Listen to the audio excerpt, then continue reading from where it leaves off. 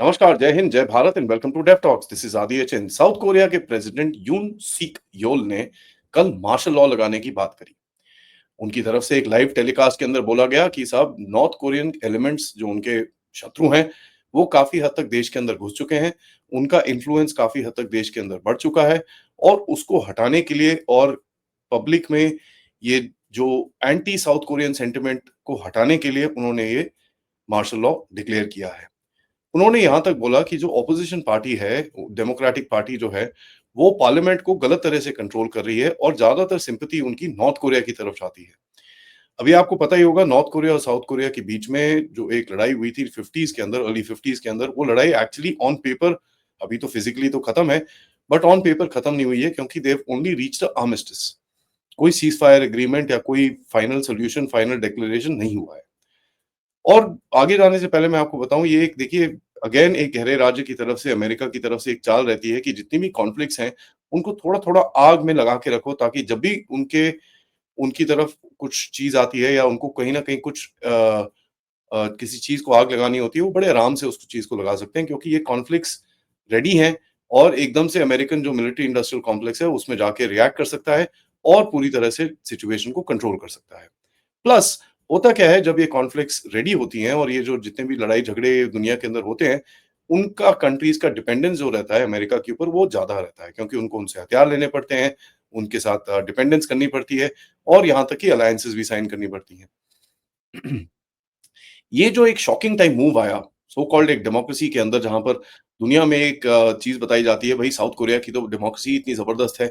अभी रिसेंटली जो रेटिंग्स आई थी, जो साउथ कोरिया की तरफ से ही आई थी, जहां पर भारत को तो एकदम डब्बे में डाल रखा था और खुद को, अपने आप को एकदम ऊपर लगा रखा था। ये मूव आया, उन्होंने बोला, किस किस जगह से जो एनालिसिस है, वो लोग बोल रहे हैं कि यार पार्लियामेंट के अंदर एक बड़ा जबरदस्त सा डेडलॉक चल रहा है। डेडलॉक चल रहा है गवर्नमेंट की, जो माइनॉरिटी गवर्नमेंट है बाय द वे, और डेमोक्रेटिक पार्टी के बीच में।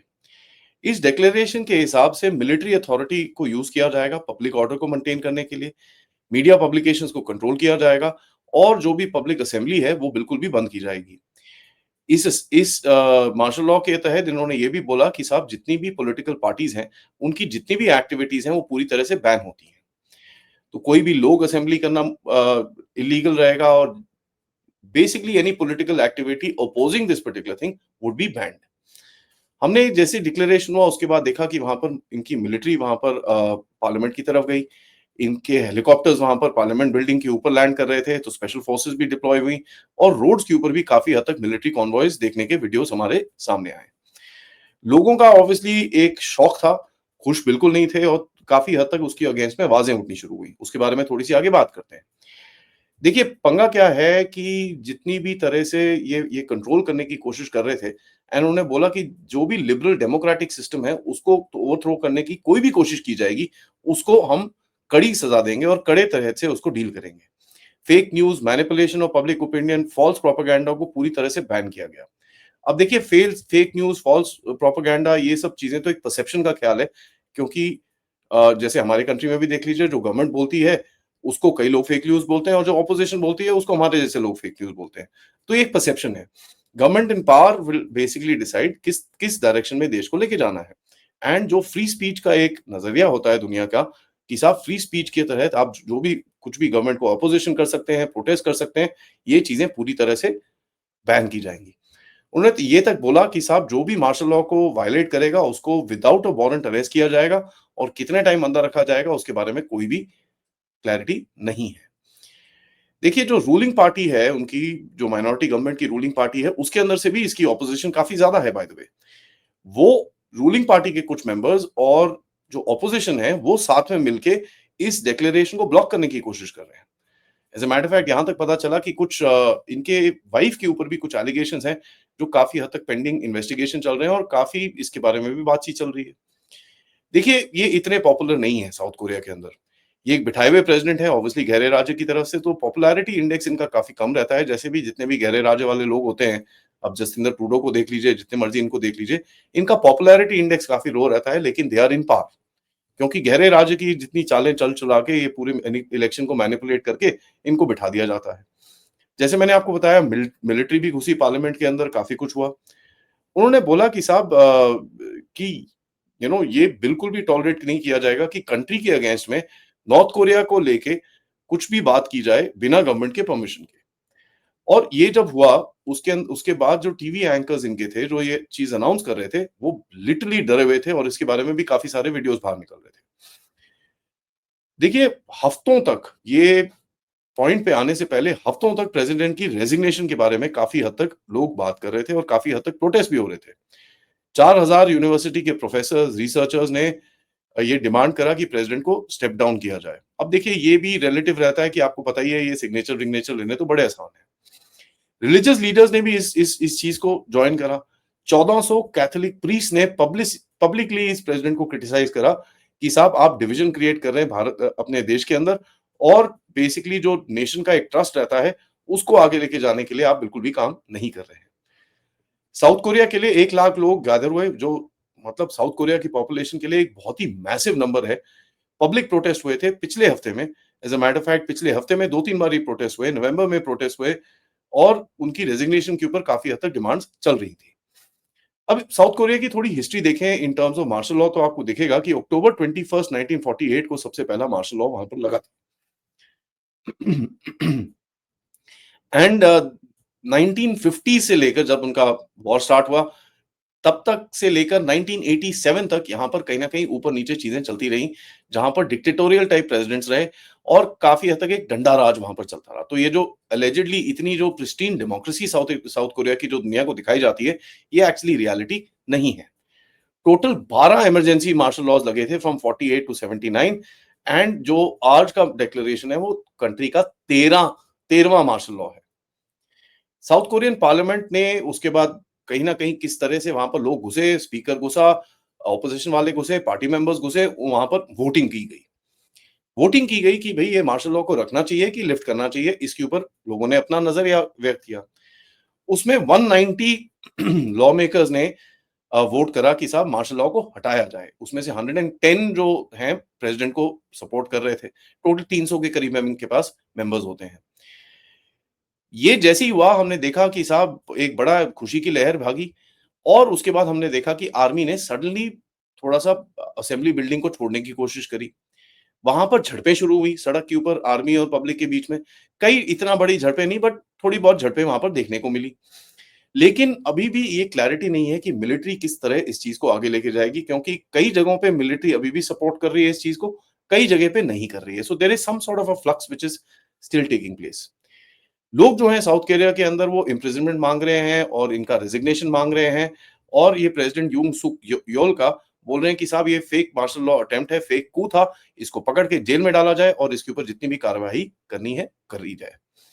दुनिया तो खैर शॉक में चली गई, क्योंकि यार ये तो एकदम डेमोक्रेसी, ये वो पता नहीं क्या क्या इनकी जो नैरेटिव चलता है, वो देखने के बाद ये सडनली एक मार्शल लॉ का डिक्लेरेशन आ जाता है विदाउट एनी वार्निंग। तो ये तो ऑब्वियसली पूरी दुनिया में एक शॉक आया। यहाँ पर इतना जबरदस्त शॉक आया कि व्हाइट हाउस के स्पोक्स पर्सन ने बोला कि साहब हमको भी नहीं पता कि ऐसा कोई अनाउंसमेंट आने वाला था। तो आप सोच लीजिए, गहरे राज्य के टट्टू ने अपने बॉसेस को नहीं बताया कि भाई हम मार्शल लॉ लगाने वाले हैं। तो ये भी हालत है। और ये भी बताया गया कि बाइडेन साहब को ब्रीफ किया गया है। बाइडेन साहब इस टाइम पे अंगोला में घूम रहे हैं। ठीक है, उनका भी भैया अभी टर्म खत्म हो रहा है, तो उन्होंने बोला अफ्रीका घूम-घूम के आते हैं, तो अंगोला गए हुए थे। अब बाइडेन की हालत इतनी खराब है, अंगोला में अपने वो अंगोला के प्रेसिडेंट से मिलके कहते हैं वेलकम टू अमेरिका। तो ऐसे वहां पर प्रेसिडेंट है और किस तरह से आपको पता ही है दुनिया के अंदर आग लगाने की पूरी हद तक कोशिश की जा रही है, ये तो आप सबके सामने ही है। तो क्या एक नॉर्थ कोरिया और साउथ कोरिया के बीच में कुछ टेंशन क्रिएट करने के लिए गहरा राज्य किसी तरह से काम कर रहा है, ये तो आगे जाके टाइम ही बताएगा। It is too early. This is been less than 12 hours जब तक ये चीजें हुई हैं, तो अभी तक कुछ भी बताना बड़ा डिफिकल्ट रहेगा। लेस देन 12 आवर्स जब मैं ये वीडियो रिकॉर्ड कर रहा हूँ। ऑब्वियसली ये वीडियो सुबह 8 बजे के करीब में आपको दिखेगा, बट जब मैं ये वीडियो रिकॉर्ड कर रहा हूँ, 12 घंटे से कम चीजें हुई हैं। Opposition leader Lee Jae Myung ने बोला है कि ये इलीगल है, and as a matter of fact उन्होंने ये डिक्लेयर करा कि जो वू साहब हैं वो बिल्कुल भी देश के प्रेसिडेंट नहीं है। यहाँ पर देखिए सवाल बड़े तीखे उठते हैं कि साहब प्रेसिडेंट ने इस तरह की चीज करी और मिलिट्री का कुछ पता नहीं है कहाँ जाने वाला है और किस तरफ से किस डायरेक्शन में वो आगे गेम को लेके जाएंगे। सवाल बड़ा जबरदस्त उठता है कि यार ये जो फ्रीडम एंड डेमोक्रेसी की जो एक स्टोरी सुनाई जाती है दुनिया में सबको, अमेरिका की तरफ, इसका क्या होगा? फ्रीडम एंड डेमोक्रेसी के चलते चलते अमेरिका सबको बोलता है कि देखिए north Korea, sorry south Korea, Japan, ये कितनी अच्छी-अच्छी डेमोक्रेसीज़ हैं, इसको फॉलो करना चाहिए क्योंकि ये एक अमेरिकन मॉडल के ऊपर बनी हुई है। तो ये जो पूरा एक नैरेटिव है वो कौन से डब्बे में जाके गिरेगा, ये तो अब देखना ही पड़ेगा क्योंकि जो प्रीवियस मार्शल लॉज़ हुए हैं यहाँ पर, वो सोशल मीडिया जनरेशन के बाहर हुए थे, तो लोगों को इतना इसके बारे में आइडिया ऑब्वियसली नहीं है। देखिए, ये जो आइडियलिज़्म एक अमेरिका लेके घूमता है, इसका तो पूरी तरह से चिट्ठा पर्दाफ़ाश हो रखा है अपने ही इलेक्शन से। उसके बाद उसके जितने भी टट्टू देश हैं, उनके अंदर भी किस तरह से हालत है, कनाडा, नॉर्थ साउथ कोरिया, आप देख लीजिए वो आपके सामने है। लेकिन मेरा जो एक डर है is about the ring of fire जो रिमलैंड ऑन फायर की मेरी थ्योरी है। अब आप देखिए इस चीज़ को। यूक्रेन में मैं एक्चुअली मैप लगा के आपको दिखाता हूँ ताकि आपको समझा सकूँ इसके बारे में, तो 1 मिनट मेरे को दीजिए ताकि मैं ये मैप ऑन कर सकूँ एंड मैं आपको दिखा सकूँ कि क्या मैं बोलने की कोशिश कर रहा हूँ। और कोरिया बेसिकली ये जो मेरा एक थ्योरी है उसके बीच में एकदम बैठता है as far as the rimland on fire theory is concerned. तो चलिए मैं आपको मैप से दिखाता हूँ, let me explain to you what I really mean and let's talk about it little more.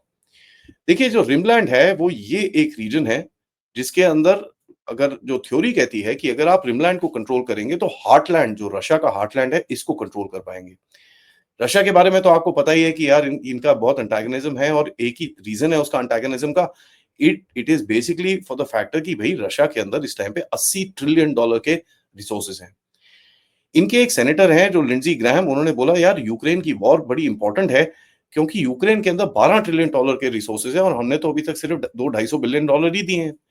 12 trillion और 2-250 बिलियन ऑब्वियसली एक फायदे की डील बनती है। तो यूक्रेन में लड़ना तभी इनके लिए इंपॉर्टेंट है। और हम सबको पता है किस तरह से यूक्रेन का 40% एरिया ऑलरेडी ब्लैक रॉक ने ले रखा है। तो ये भी चीज चल रही है। तो अगर आप इस चीज को देखें, यहाँ पर फिनलैंड स्वीडन को नेटो के अंदर ले लिया तो स्टार्ट यहाँ से होता है। बेलारूस के साथ ऑब्वियसली इनके झगड़े चलते रहते हैं। यूक्रेन का इस भाग के अंदर ऑलरेडी लड़ाई चल रही है काफी हद तक।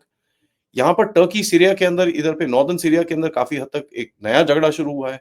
इसराइल के अंदर एक झगड़ा चल ही रहा है, रेड सी के अंदर झगड़ा चल रहा है, पाकिस्तान अफगानिस्तान के बीच में इश्यूज हैं, भारत पाकिस्तान के बीच में इश्यूज हैं।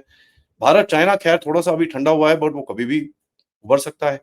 बांग्लादेश में आग लगी हुई है, म्यांमार में आग लगी हुई है, थाईलैंड के अंदर काफ़ी हद तक प्रोटेस्ट हुए थे थोड़े टाइम पहले, फिलीपींस और चाइना के बीच में आग लगी रहती है, चाइना ताइवान के बीच में आग लगी रहती है, तो अगला जो टारगेट आना था, वो कोरिया का था।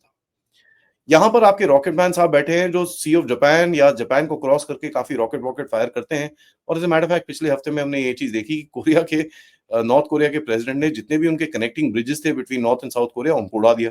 तो काफ़ी टेंशन्स हुए थे कि यार ये क्या वॉर की तरफ जा रहा है? तो समझ नहीं आया। अब नॉर्थ कोरिया, साउथ कोरिया को देखें, ये बेसिकली डिवाइड होता है इस लाइन से which is called the 38th parallel.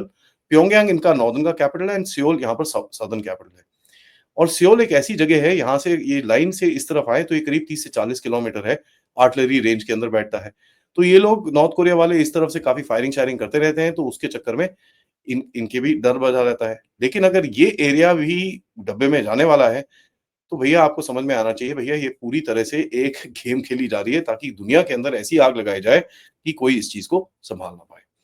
Situation के ऊपर नज़र हम रखेंगे, देखते हैं ये कहानी आगे कैसे जाती है, बट तब तक ये वीडियो को लाइक करिए, सब्सक्राइब करिए चैनल को अगर आपने नहीं करा है। Most importantly share this with your friends and families.